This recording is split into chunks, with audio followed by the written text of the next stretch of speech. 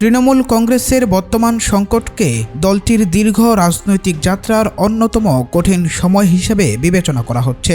পশ্চিমবঙ্গের রাজনীতিতে টানা কয়েক দশক ধরে শক্তিশালী অবস্থান ধরে রাখা দলটি এখন অভ্যন্তরীণ বিভাজন, নেতৃত্বের প্রশ্ন এবং সাংগঠনিক কর্তৃত্ব নিয়ে বড় ধরনের চ্যালেঞ্জের মুখে পড়েছে।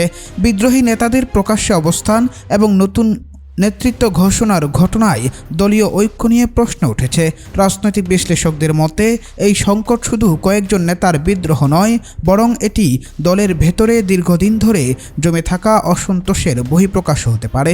ফলে পরিস্থিতি দ্রুত নিয়ন্ত্রণে আনা না গেলে তৃণমূলের সাংগঠনিক শক্তি এবং রাজনৈতিক প্রভাব উভয়ই ক্ষতিগ্রস্ত হওয়ার আশঙ্কা রয়েছে। এখন সবচেয়ে গুরুত্বপূর্ণ বিষয় হয়ে উঠেছে নির্বাচন কমিশনের কাছে কোন পক্ষ বৈধ তৃণমূল কংগ্রেস হিসেবে স্বীকৃতি পাবে। বিদ্রোহী নেতারা যদি তাদের দাবির পক্ষে পর্যাপ্ত সংখ্যক জনপ্রতিনিধি, সাংগঠনিক নেতা এবং কর্মী সমর্থকদের সমর্থন দেখাতে পারেন, তাহলে বিষয়টি নতুন মাত্রা পেতে পারে। অন্যদিকে মমতা বন্দ্যোপাধ্যায়ের অনুগত শিবির দৃঢ়ভাবে দাবি করছে যে দলের মূল কাঠামো, তৃণমূল পর্যায়ের সংগঠন এবং অধিকাংশ নির্বাচিত প্রতিনিধি এখনও তাদের পক্ষে রয়েছে। এই পরিস্থিতিতে নির্বাচন কমিশনের যে কোনো সিদ্ধান্ত পশ্চিমবঙ্গের রাজনৈতিক সমীকরণে বড় ধরনের প্রভাব ফেলতে পারে বলে মনে করা হচ্ছে। প্রতীক নিয়েও সম্ভাব্য বিরোধ রাজনৈতিক অঙ্গনে বিশেষ গুরুত্ব পাচ্ছে, কারণ জোড়া ঘাসফুল শুধু একটি নির্বাচনী প্রতীক নয়, বরং তৃণমূল কংগ্রেসের রাজনৈতিক পরিচয়ের অন্যতম প্রধান অংশ।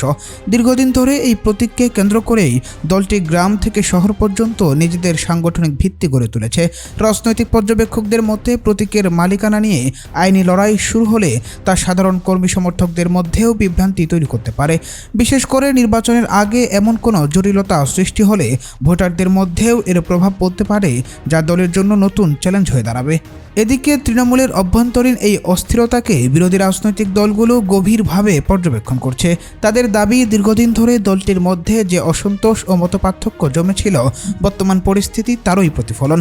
বিরোধীরা মনে করছে এই সংকট আগামী দিনে পশ্চিমবঙ্গের রাজনৈতিক ময়দানে নতুন সমীকরণ তৈরি করতে পারে। যদিও তৃণমূল নেতৃত্ব এসব বক্তব্যকে রাজনৈতিক প্রচারণা বলে উল্লেখ করেছে এবং বিদ্রোহী নেতাদের বিরুদ্ধে কঠোর সাংগঠনিক ব্যবস্থা নেওয়ার ইঙ্গিত দিয়েছে। ফলে দলটির অভ্যন্তরীণ দ্বন্দ্ব এখন রাজ্যের সামগ্রিক রাজনৈতিক আলোচনার কেন্দ্রবিন্দুতে পরিণত হয়েছে। আগামী কয়েক সপ্তাহ তৃণমূল কংগ্রেসের ভবিষ্যতের জন্য অত্যন্ত গুরুত্বপূর্ণ হতে যাচ্ছে বলে মনে করছেন রাজনৈতিক বিশ্লেষকরা। বিদ্রোহী শিবিরের পরবর্তী পদক্ষেপ, দলীয় নেতৃত্বের কৌশল, নির্বাচন কমিশনের অবস্থান এবং জনপ্রতিনিধিদের সমর্থনের হিসাব, সবকিছু মিলিয়েই সংকটের পরবর্তী চিত্র নির্ধারিত হবে। পরিস্থিতি যেদিকেই মোড় নিক না কেন, এটি যে পশ্চিমবঙ্গের রাজনীতিতে একটি গুরুত্বপূর্ণ অধ্যায় হিসেবে বিবেচিত হবে, সে বিষয়ে প্রায় সবাই একমত। তাই রাজনৈতিক মহলে এখন গভীর আগ্রহ নিয়ে পর্যবেক্ষণ করছে শেষ পর্যন্ত তৃণমূল কংগ্রেস তাদের ঐতিহাসিক প্রতীক ও সাংগঠনিক ঐক্য ধরে রাখতে পারে কিনা। তৃণমূল কংগ্রেসের বর্তমান সংকটের অন্যতম গুরুত্বপূর্ণ দিক হল দলের তৃণমূল পর্যায়ের কর্মী সমর্থকদের মানসিক অবস্থান। দীর্ঘদিন ধরে যারা মমতা বন্দ্যোপাধ্যায়ের নেতৃত্বকে কেন্দ্র করে রাজনীতি করেছেন, তাদের অনেকেই এখন বিভ্রান্তির মধ্যে রয়েছেন। একদিকে দলের প্রতিষ্ঠাতা নেত্রী মমতা বন্দ্যোপাধ্যায়, অন্যদিকে নিজেদের আসল তৃণমূল দাবি করা বিদ্রোহী গোষ্ঠী। এই দ্বন্দ্ব সাধারণ কর্মীদের সামনে কঠিন বাস্তবতা তৈরি করেছে। রাজনৈতিক বিশ্লেষকদের মতে কোনো রাজনৈতিক দলের সবচেয়ে বড় শক্তি তার মাঠ পর্যায়ের সংগঠন। সেই সংগঠন যদি বিভক্তি তৈরি হয়, তাহলে নির্বাচনের রাজনীতি থেকে শুরু করে জনসংযোগের ক্ষেত্রেও বড় ধরনের প্রভাব পড়তে পারে। ফলে নেতৃত্বের এই সংঘাত যত দীর্ঘায়িত হবে, ততই কর্মী সমর্থকদের মধ্যে অনিশ্চয়তা বাড়বে। তৃণমূল কংগ্রেসের ভাঙ্গন পশ্চিমবঙ্গের বিরোধী রাজনীতির জন্য নতুন সম্ভাবনার দ্বার খুলে দিতে পারে। এতদিন রাজ্যের রাজনীতি মূলত বিজেপি ও তৃণমূলকে কেন্দ্র করেই আবর্তিত হয়েছে, কিন্তু তৃণমূলের অভ্যন্তরীণ এই অস্থিরতা যদি স্থায়ী রূপ নেয়, তাহলে নতুন রাজনৈতিক শক্তির উত্থানের সুযোগ সৃষ্টি হতে পারে। বিশেষ করে বিধানসভা ও লোকসভায় নির্বাচিত জনপ্রতিনিধিদের বড় অংশ যদি বিদ্রোহী শিবিরে অবস্থান করেন, তাহলে রাজ্যের রাজনৈতিক সমীকরণ দ্রুত বদলে যেতে পারে। এর ফলে শুধু বিরোধী রাজনীতির চরিত্রই নয়, পশ্চিমবঙ্গের ভবিষ্যৎ ক্ষমতার রাজনীতিতেও নতুন অধ্যায়ের সূচনা হতে পারে। দলের প্রতীক জোড়া ঘাসফুল নিয়ে সম্ভাব্য বিরোধ পরিস্থিতিকে খুবই জটিল করে তুলেছে। ভারতীয় রাজনীতিতে প্রতীক শুধু ভোটের চিহ্ন নয়, বরং একটি দলের ইতিহাস, ঐতিহ্য ও জনসমর্থনের প্রতীক হিসাবেও বিবেচিত হয়।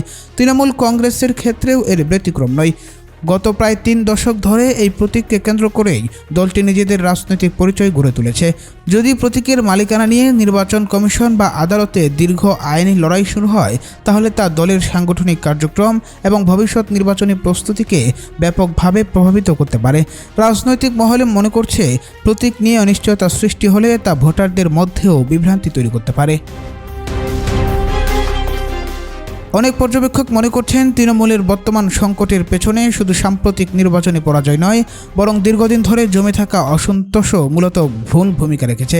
ক্ষমতার কেন্দ্র ক্রমশ সীমিত পরিসরে আবদ্ধ হয়ে পড়ার অভিযোগ বহুদিন ধরেই দলের ভেতরে শোনা যাচ্ছিল। বিভিন্ন স্তরে নেতাকর্মীদের নিজেদের মতামত প্রকাশের সুযোগ পাচ্ছিল না, এমন অভিযোগও একাধিকবার সামনে এসেছে। নির্বাচনী পরাজয়ের পর সেই অসন্তোষ প্রকাশ্যে বিস্ফোরিত হয়েছে বলে মনে করছেন বিশ্লেষকরা। ফলে সংকট নিরসনের জন্য শুধু সাংগঠনিক ব্যবস্থা নয়, বরং দলের ভেতরে নতুন করে আস্থা ও অংশগ্রহণমূলক পরিবেশ তৈরির প্রয়োজন হতে পারে। তবে রাজনৈতিক ইতিহাস বলছে, বড় সংকটের মুখেও অনেক দল ঘুরে দাঁড়াতে সক্ষম হয়েছে। মমতা বন্দ্যোপাধ্যায় নিজেও রাজনৈতিক জীবনে একাধিকবার প্রতিকূল পরিস্থিতি মোকাবেলা করে সফলভাবে ফিরে এসেছেন। তাই বর্তমান পরিস্থিতিকেও চূড়ান্ত পরিণতি হিসেবে দেখার কোনো সুযোগ নেই। কিন্তু এটাও সত্য যে এবারের চ্যালেঞ্জ অতীতের তুলনায় ভিন্ন, কারণ এবার লড়াই বাইরের কোনো রাজনৈতিক প্রতিপক্ষের সঙ্গে নয়, বরং দলের অভ্যন্তরে সৃষ্টি হওয়া মতবিরোধ ও নেতৃত্বের দ্বন্দ্বকে কেন্দ্র করে।